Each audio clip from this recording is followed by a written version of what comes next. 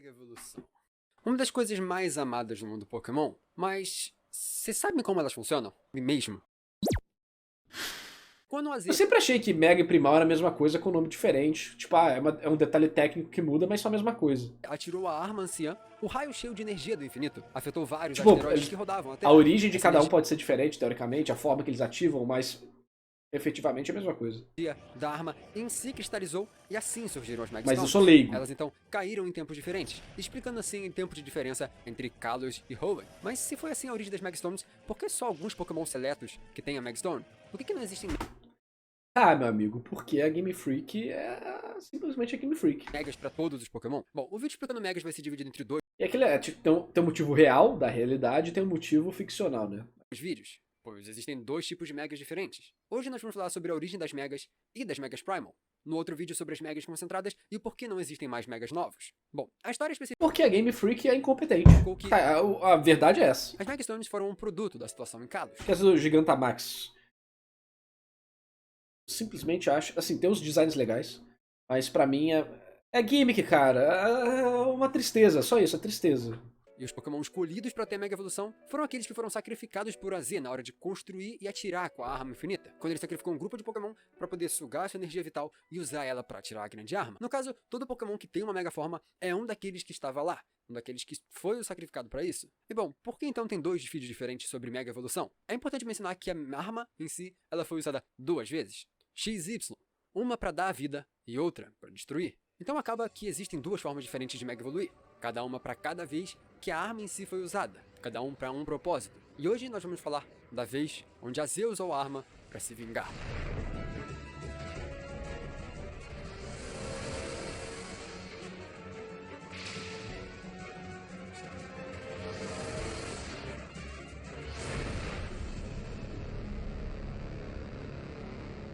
Mas não é só isso. Cada uma das duas vezes existiu uma consequência. Isso explica a forma diferente de cada uma das Mega Evoluções em cada um desses dois vídeos. Alguns deles são como uma demonstração dos poderes do Pokémon que ele tinha há 3.000 anos atrás. Eles ou eram dessa forma, ou tinham algum tipo de poder que com energia infinita acabou se expandindo e ultrapassando os limites do Pokémon hoje, quando ele se Mega transforma. Não se preocupa se você não entendeu exatamente o que eu falei. Eu vou explicar melhor conforme eu vou explicando cada uma delas. Por exemplo, o Charizard X e Charizard Y. Cada um deles explica exatamente o que eu quero para um dos vídeos. Hoje a gente vai falar sobre o Charizard Y. Ele está mais próximo de mostrar de uma das formas antigas do Pokémon, quando o mundo era mais selvagem. Algumas Megas parecem, e eu quero dar ênfase nisso, parecem formas antigas do Pokémon.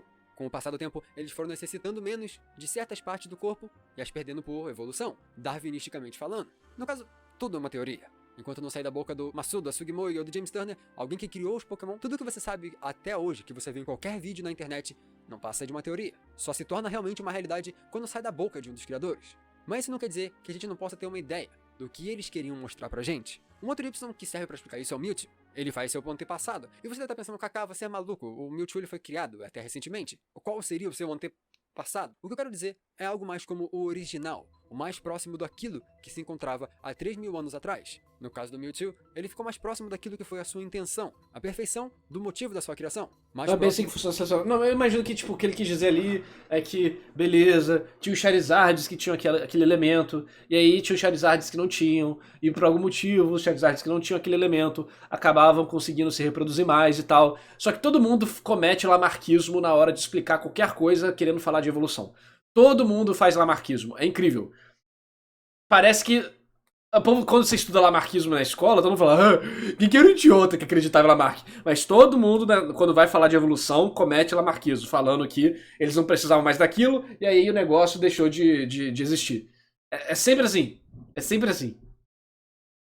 do DNA em si, na sua missão de ser um clone. Vou acelerar um pouquinho porque eu tô com fome. Eu falei logo no começo do Mewtwo, porque eu precisava trazer um ponto. Eu falei os acontecimentos há 3.000 anos atrás, e nem todo Pokémon existia 3.000 anos atrás. E aí onde entra outro detalhe, o seu antepassado. Evolutivamente falando, o ancestral dele. Por exemplo, PJ e PW tem o mesmo ancestral, que se dividiu em duas localizações diferentes, o Nova e Kanto, e cada um virou o que conhecemos hoje. E essa base por cima de tudo isso aqui. Os Pokémon eram diferentes. Obviamente, evolução precisa mais do que uns séculos. Mas isso aqui é Pokémon. O tempo e a forma que eles mudam é bem mais curto. A gente vai ver isso no vídeo. Inclusive tem vídeo de teoria mas, mostrando que voltando pra Pokémon Mega, não é por exemplo, darwinista, na verdade. É outras paradas.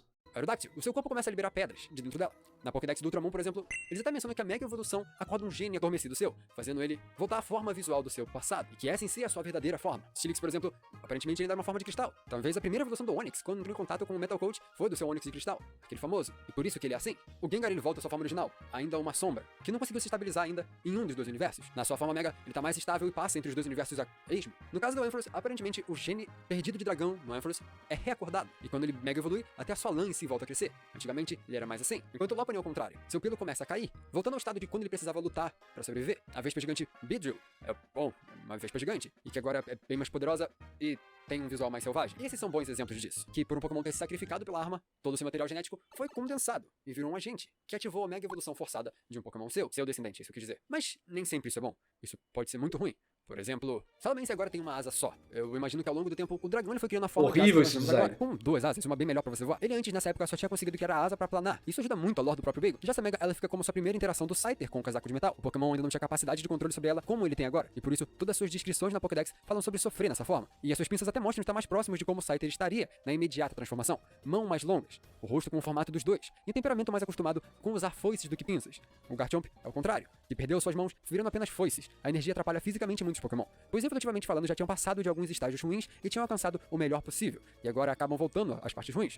O Sableye, por exemplo, voltou à época pré-achar sua gema especial. Essa aqui foi lapidada pra caber no seu peito, mas a Mega Evolução focou especificamente nela, fazendo ela voltar e crescer ao tamanho original. No caso do Pinsir, também. Como o Pokémon havia perdido a necessidade de voar, agora a destruição de sua carapaça fez suas asas saírem, e com a falta de controle e costume, não para de voar.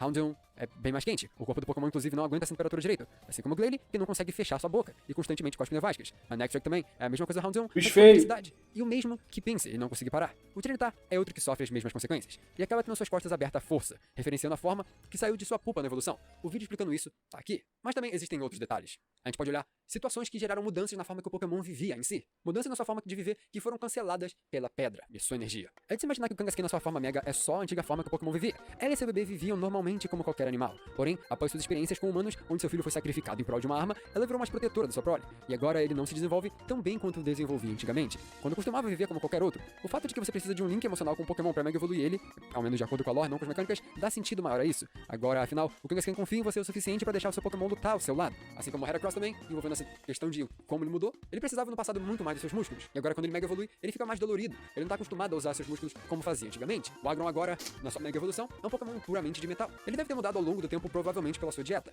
Antigamente tinha mais disponibilidade de ferro, e que agora, como ele é mais usado para outras coisas, o Pokémon teve que se adaptar e comer mais pedras, mudando assim o seu Aí tipo. viu, tipo, lamarquismo puro a parada. Atualmente, para pedra e metal, a sua mega transformação, que faz ele voltar tudo o que ele era antes. Além de que também existem questões de história, de lore, e que mais explicam a sua tipagem. Por exemplo, Gyarados. Ele em si tem toda uma lore envolvendo o tipo dragão que você pode ver no vídeo nesse card. Eu recomendo ver ele também porque ajuda bastante a entender por que ele... E aquele negócio, né? Pra mim, Gigantamax, Paradox e tal, são só outros nomes pros Megas, né? Se você for parar pra ver, são só outros nomes pros Megas. O problema é que eles brincam com a mecânica do jogo e influenciam outras coisas e tal. Mas em questão de design, eu realmente acho que os Megas parecem com formas primais mesmo. É a forma Paradox do passado, por exemplo. Muda outras coisas e tal, mas é o mesmo conceito com outros nomes pra tentar vender e com mecânicas diferentes pra atrapalhar sua vida. Ele é tipo voador e não dragão. Agora, na sua Mega, ele ganha o tipo Dark ao invés de uma variante do tipo dragão.